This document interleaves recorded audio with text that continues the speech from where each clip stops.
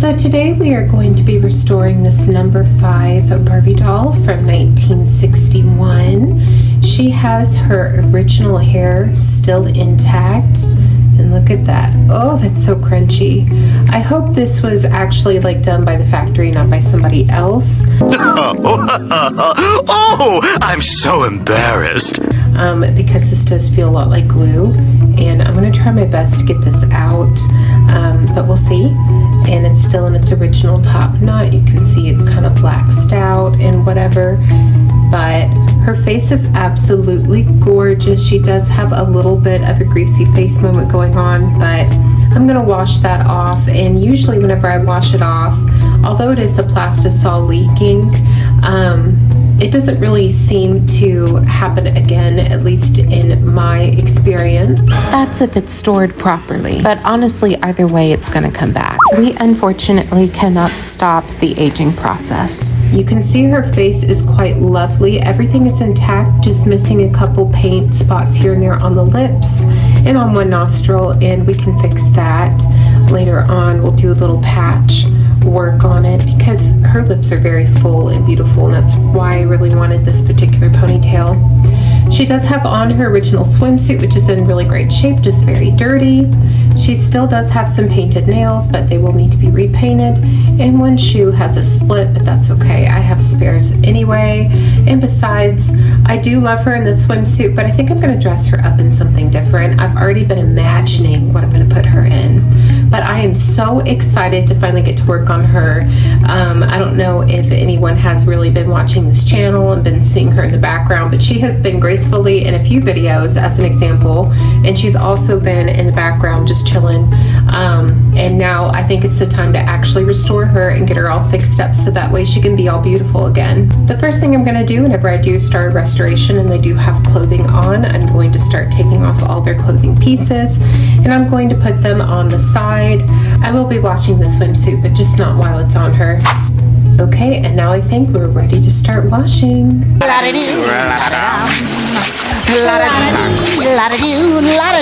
If you are curious on how I'm restoring Barbie, you are more than welcome to check out my Dolls Restoration Tutorials playlist. It is a playlist that I designed for you to use when you are doing your restoration. And they are very detailed and specific videos that you can use on how to restore and help clean your dolls. I do the same methods every single time that I restore a doll, and each time she comes out looking all nice and sparkly. So I just know they'll work for you too. So this doll was dirty, but she wasn't that dirty. It wasn't like shockingly dirty. The biggest struggle I knew that I would come across would be the hair. And boy, was I right. The doll's hair was kind of deceiving. When I purchased her, I thought her hair was in the original setting. And I really do think partially it was original. But as I started to wash the hair, I kind of noticed something. What I assumed was hair gel actually turned out to be glue. And not even an Elmer's washable glue. No, they use super glue. I'm not sure if any of you have ever owned a ponytail, and if you have, to get out super glue of their hair, are you serious? To get a knot out of their hair sometimes can be a little bit difficult, but to get glue, first of all, their hair is way too fine. It's not saran and it's not nylon. It's not anything that is that durable.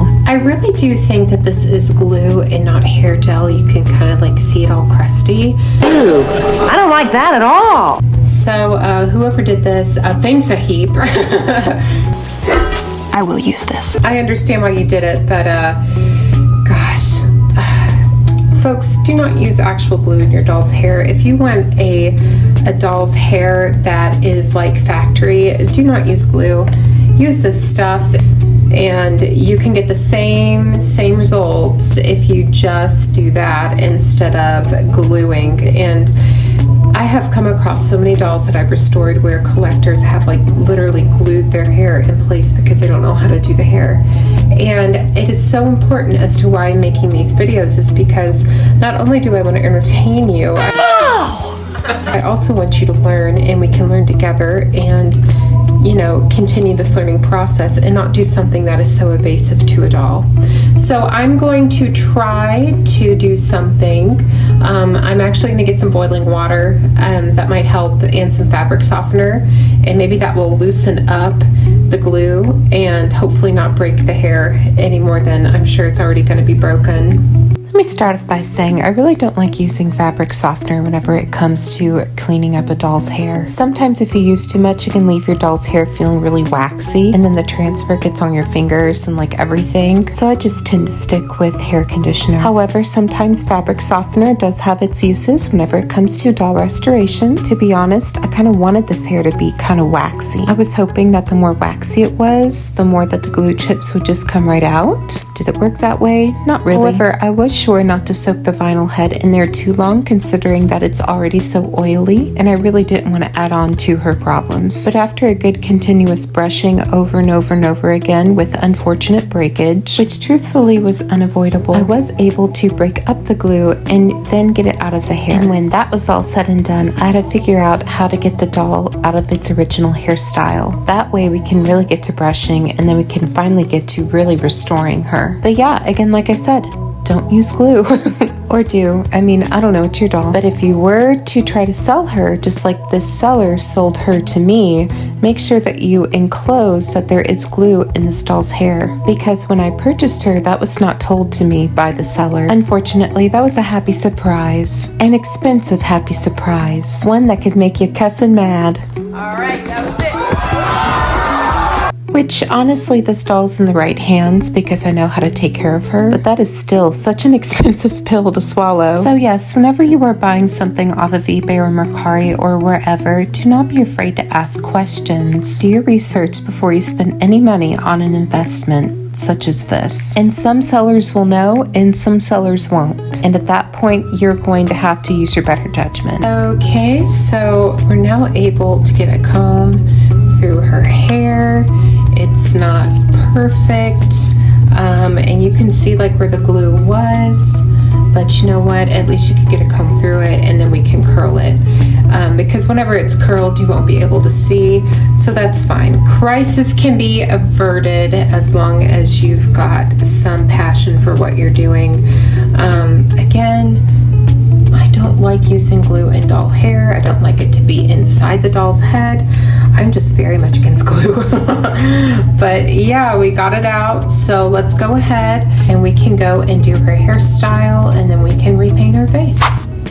All right, so come join me as we do her ponytail, her iconic ponytail. Rubber bands we're going to be using today are the orthodontist type rubber bands. So you want to save this piece right here. I'm going to take the ponytail up like so.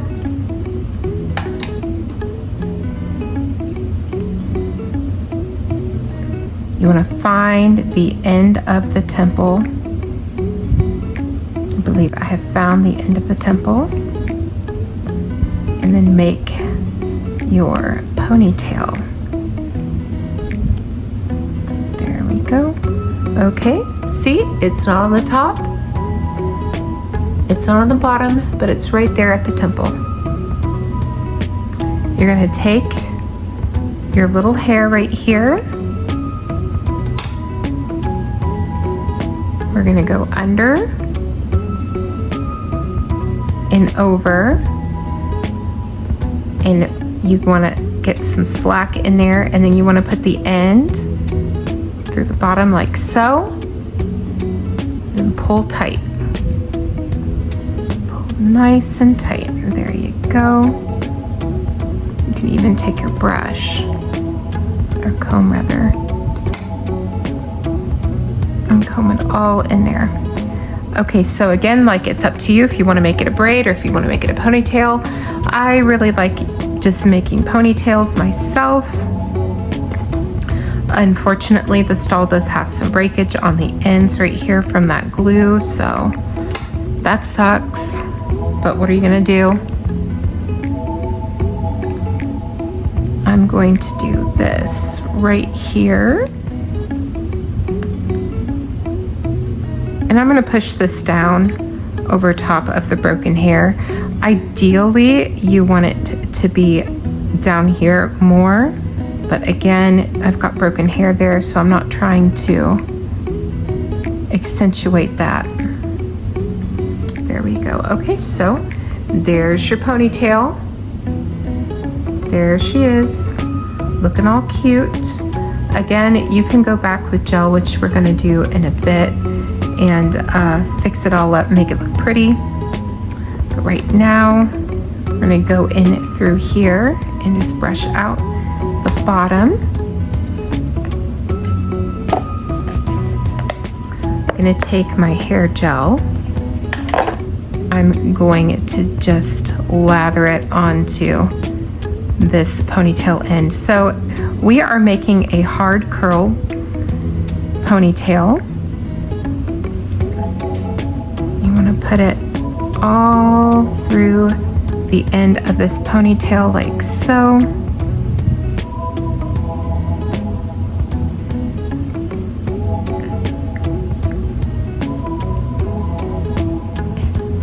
Okay, there we go. I'm going to take the bobby pin. I'm going to go ahead and pin it on the ends right here. And now we're just going to curl up like so. Just like this. Just curl it up. Just like that, okay? I'm going to take my little clamps, just clamp it down.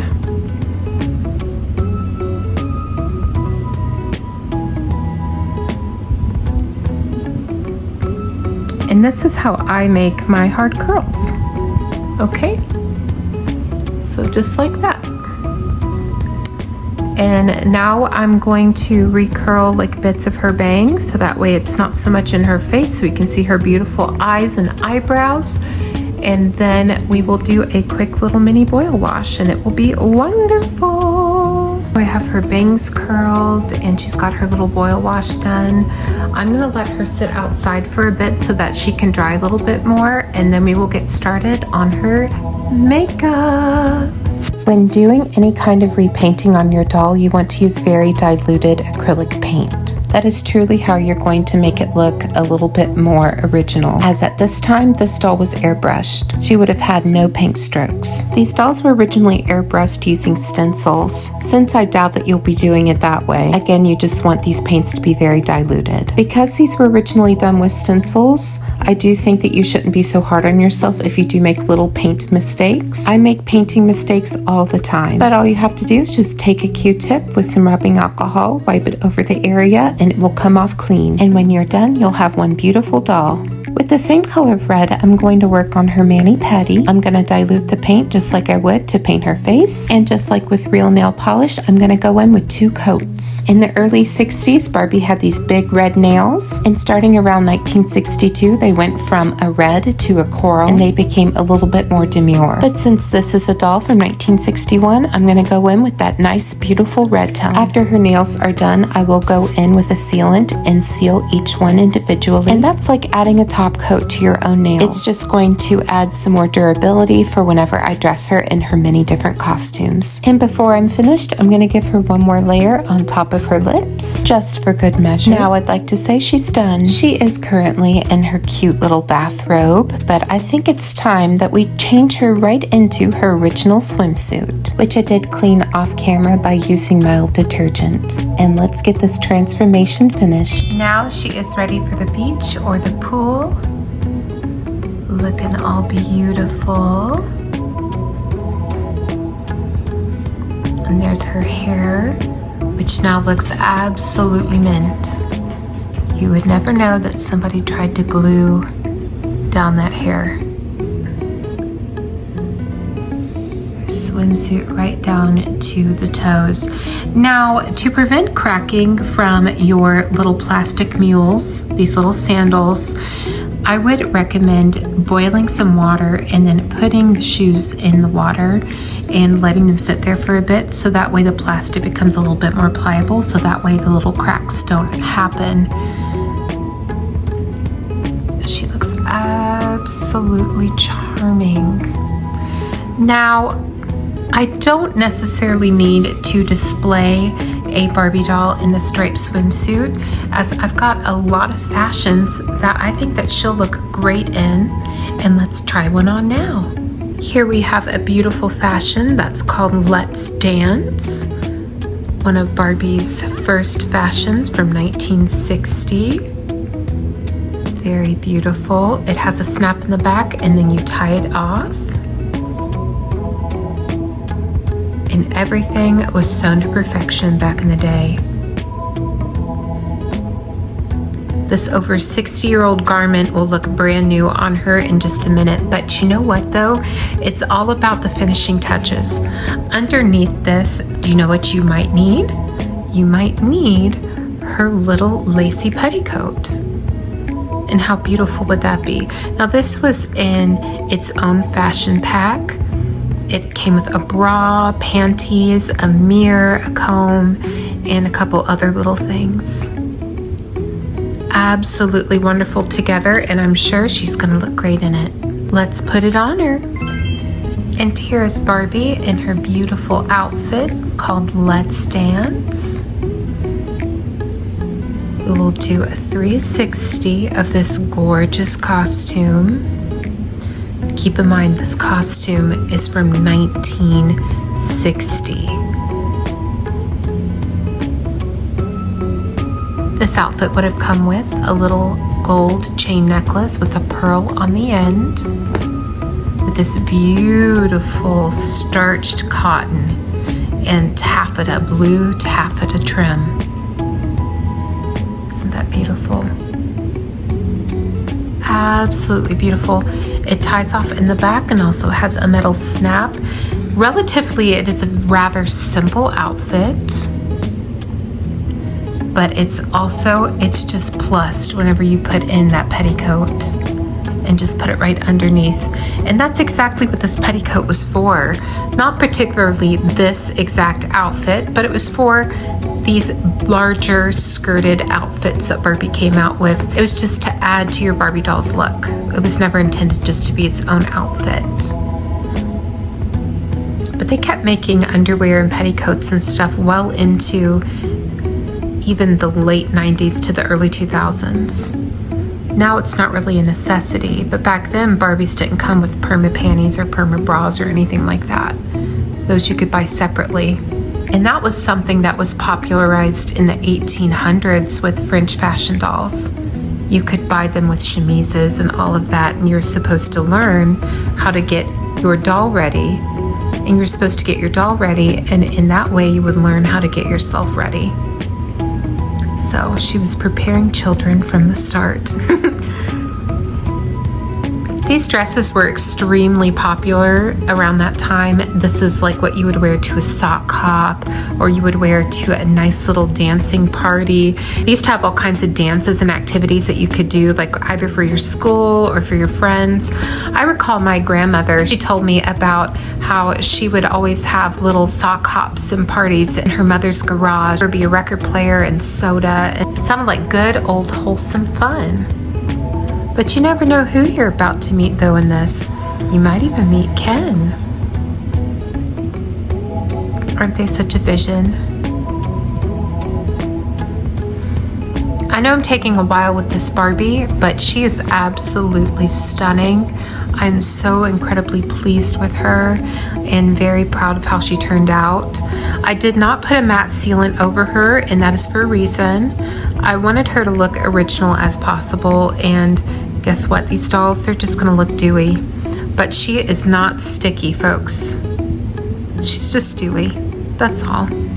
And that's the way she's going to be, whether you put Mr. Super Clear on top of her or not. That's just how she is. Now let's go into a brief overview of how you can identify the ponytails, because I do have quite a few.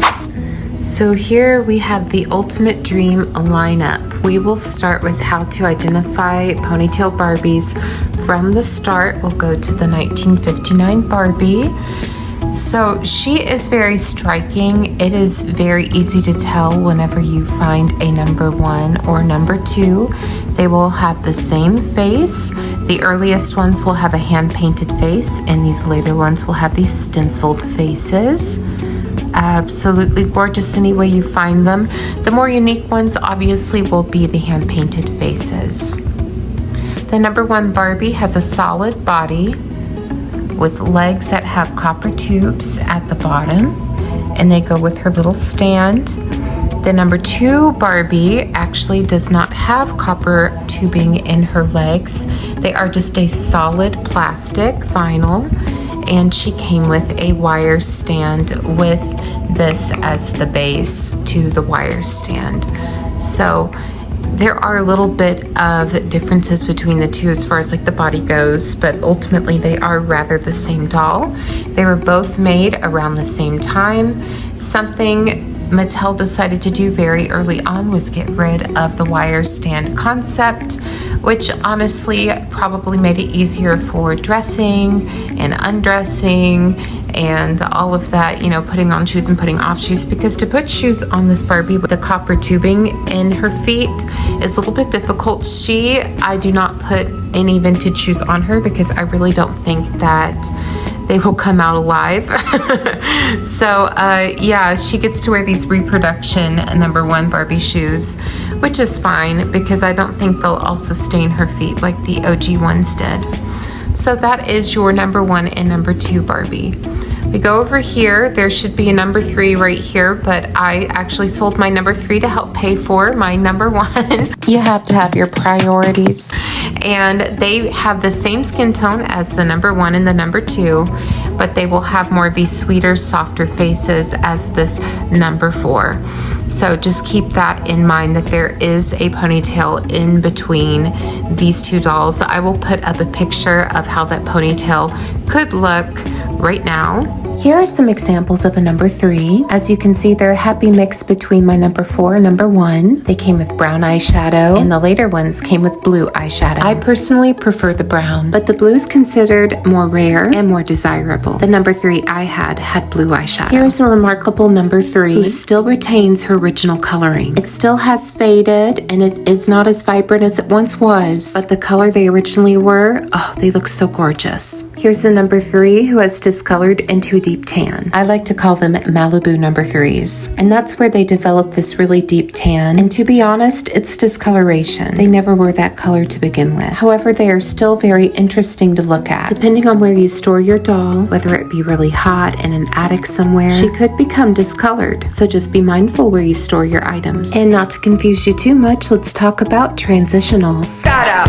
Shut up! No, not you, glamorous Monique. This is a term usually mixed with a number 3 and a number 4 Barbie, and that is from the factory itself. When the 3s were going out and the 4s were coming in, they were using up their old parts with their new parts. And mind you, their old vinyl, it still matched, so it had not yet turned its ghostly white. So although today it does look quite abnormal, at the time she looked great. But at that time, they were not extremely picky about what parts they were using, just as long as they didn't have any defects. They were picking up the first head they could find, the first arm, the first leg, the first torso. They were using up all parts. That way they didn't waste any of their product, and also Barbie was in high demand and the public wanted her however they could get her. Let's briefly talk about airbrushed number 4s. When they say airbrush, they tend to only mean the face, and that is where Mattel painted the vinyl before they painted on the face. In my opinion, they are so beautiful. They look like they have on a full face of makeup, almost like they're wearing Max Factor, who designed Barbie's original makeup look. Although they look like number 3s, they are number 4s. That's my opinion! But let's talk about the number 4. So the number 4 is very similar to the number 3, except her vinyl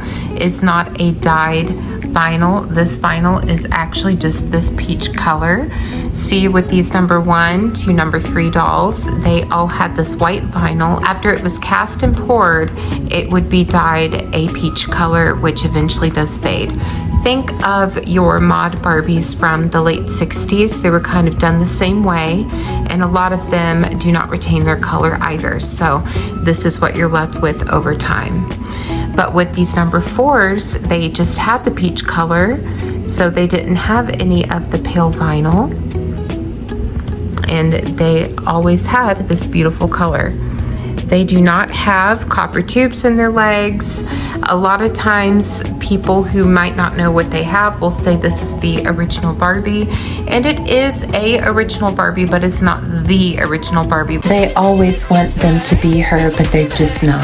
This is just a original concept. This doll came out in 1960, so just a year shy, probably even sooner than a year, between this doll came out. They were changing up Barbie really quickly. They were trying to do the best job that they possibly could, and I really believe that they did a tremendous job straight out of the park. But a way you can tell these earlier ponytails are just solely based on the bangs. If we go over here, we can see the number 5 next to the number 4. They can be quite confusing. They do confuse a lot of collectors. Some collectors think that they have a number 4 when they don't. They actually have a number 5. And a good way that you can tell is actually by the bangs. These bangs on a number 5 and on will be hard bangs. So these are what they call hard poodle curls. These are very soft poodle curls. Same with the number 1, very soft poodle curls. They are not hard like these. These are a very strong and stiff type of saran hair fiber. So as we move along from the number 1 and the 2 and the 3, let's talk about the number 4's body. She will always have what is called a solid body, which means that it is a rotoplast of vinyl. It is not a hollow plastic torso. It is very nice and sturdy. You see a hollow? You can't even hear that. She is nice and solid. She is a fully vinyl doll. There's no hollow plastic on her whatsoever. Very, very, very high quality, these Barbies. These Barbies, if you were to take their ponytails down, they will have flocked hair underneath, and it will generally match the Barbie doll's hair colors. So they did take an extra step to use the flocking as well. Now there are some number 5s that will have the continued flocking, but they did eradicate that as they went on with production through the number 5s. So here's a number 5 that we just restored. Now they are typically found with these very greasy like faces. They did something different in the vinyl process. Obviously it didn't work that well because it does leach. However, it doesn't bother me. It just gives her more of a dewy look, and honestly I still love her. I think she's gorgeous. These dolls will have a hollow torso, hard plastic limbs, so done with the rubbery vinyl that we have on the earlier Barbies. And you will find number 4s in a transitional phase. So you will find the number 4s right here. You will find them through transitional phases. So you will find them with number 3 limbs or number 3 heads, or sometimes they're airbrushed in the face. There are many different variations, just as there are with the 1980s Barbies. There are just as many variations within the early 60s as Mattel was trying to figure out what they were doing. Also, number 5s will have 1 straight row of bangs. Number 6s and 7s actually will have 2 rows of curly saran bangs. The more you know. So as we move on, we can go over to the number 6 and the number 7. They look just like this. Barbie got a little bit of an update. She got more hair color options. With the originals over here, you got a blonde and brunette option. Whenever there was the number 5 was released, you got a redhead, what they call a Titian, and a blonde and a brunette. And then whenever you get over here to the number 7, to the number 6 and the number 7s, you get a variety of different hair colors with Barbie. Now Midge is out, so they changed Barbie's body up to have more of a fuller face. So she has a neck knob now that is called the wide neck knob, and that is popular on a lot of the Midge Barbie bodies. This number 5 doll will only be on a Barbie only body because Midge was not around when she was produced. So as you can see, they do have a very different look about them. I would say that the number 5 looks a little bit more glamorous than the number 6 and 7 doll over here to the right. She is still beautiful. She still represents the girl next door perfectly, but gone are the large lips, and hello to our little skinny, more demure lips. This doll is more mindful, more demure. That's right.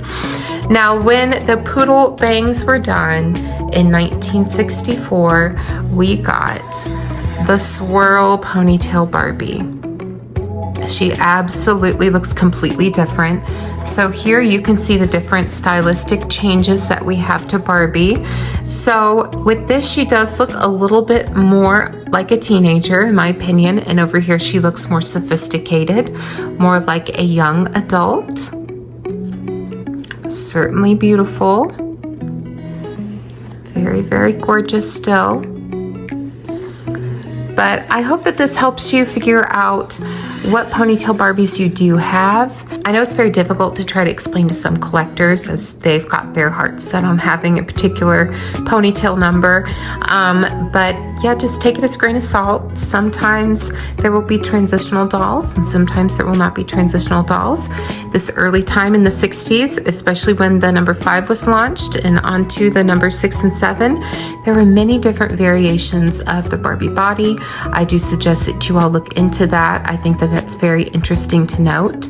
I know a lot of times we just kind of seem to take for granted. We all think that the 1960s were better and more solid, but they also went through their own transitional phases and had their own struggles. But that is okay. It is a part of our hobby history, and I think it should be celebrated. I think each doll over here has their own different personality, and I think each one shows throughout their execution. Thank you all so much for watching. I hope you enjoyed this video. Let me know if you did, and I'll make more like it. Have a great and fabulous rest of your day, and stay tuned because every week I have more exciting content.